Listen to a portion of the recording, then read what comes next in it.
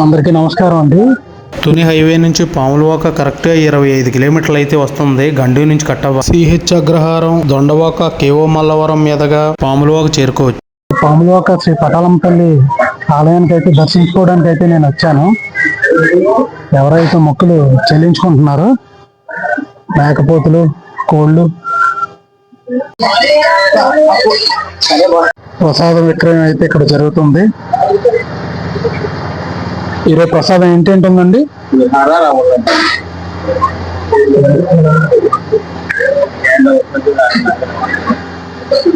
ఇదైతే అన్నదాన సత్రం. 12 గంటలకైతే అన్నదానం అనేది మొదలు పెడతారట.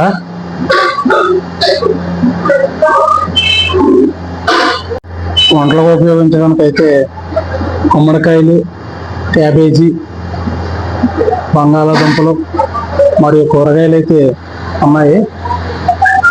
చూడండి, కట్ చేసిన కూడా ఇక్కడ ఉన్నాయి.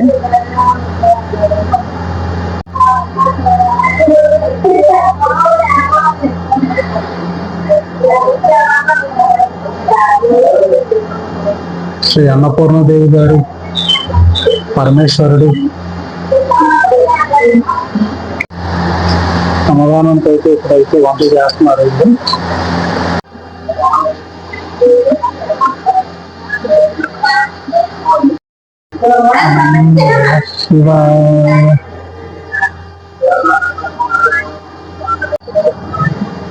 గణపతి దేవుడు, అమ్మవారు,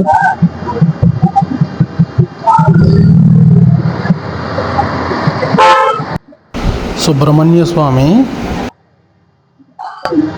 ఇక్కడ తులాభారం కూడా ఉంది.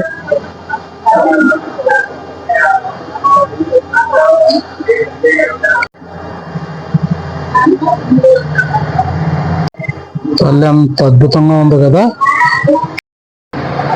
పటాలమ్మ తల్లి మాకు పోడేట మామూలుగా కాదు.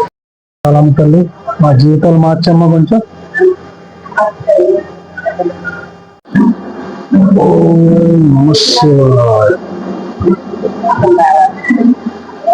ఆలయానికి సంబంధించిన కర్తలు వీరిద్దరు ఉన్నట. ఈయన పేరు, మీ పేరండి? రామారావు అండి. ఈవిడ పేరు బుచ్చిరత్నం అండి. వీళ్ళిద్దరూ కూడా ఆలయానికి 5 సంవత్సరాలుగా అయితే సేవలు అయితే చేస్తున్నారట అమ్మవారికి.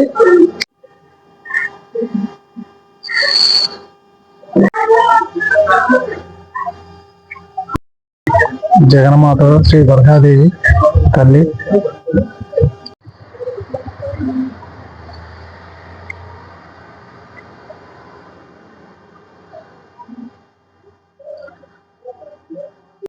ఈ ఆలయం నవదుర్గమ్మ తల్లుల యొక్క ఆలయం.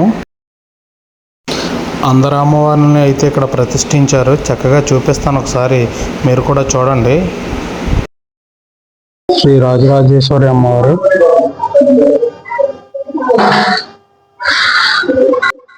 శ్రీ షణ్ముఖమాత అమ్మవారు,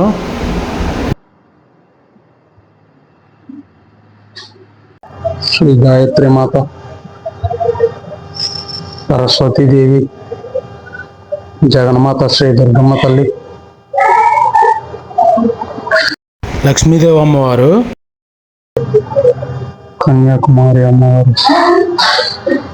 చంద్రగంటి అమ్మవారు, పార్వతీదేవి. ఈ ఆలయంలో పూజలు చేయించుకుంటున్నారు. లేకపోతే ఇంకా నీట్గా శుభ్రంగా తీసేవాడిని. కొంచెం డిస్టర్బెన్స్గా ఉంది.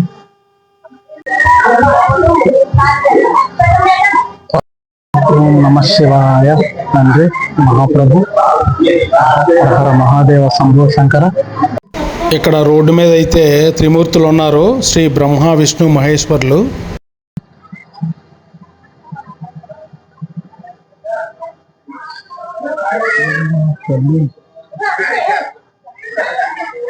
ఇక్కడ మీకు ఎంతో అద్భుతమైన అమ్మవారిని అయితే చూపిస్తాను, ఒకసారి రండి. అమ్మవార్ల సోదరుడు శ్రీ పోతిరాజు. ఆలయం మొత్తం లైట్ కాంతులతో ఎంత అందంగా కనిపిస్తుందో ఒకసారి చూడండి, ఎంతో అద్భుతంగా. శ్రీ ఆంకాలమ్మ అమ్మవారు,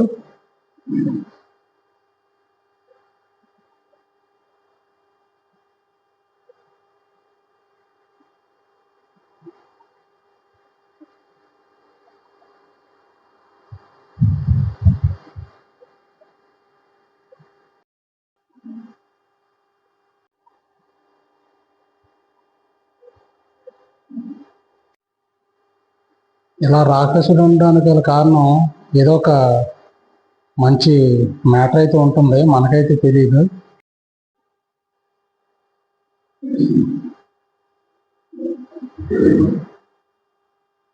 మీ యొక్క అభిప్రాయం కామెంట్ రూపంలో తెలియపరిచి లైక్ చేసి సబ్స్క్రైబ్ మాత్రం చేయండి.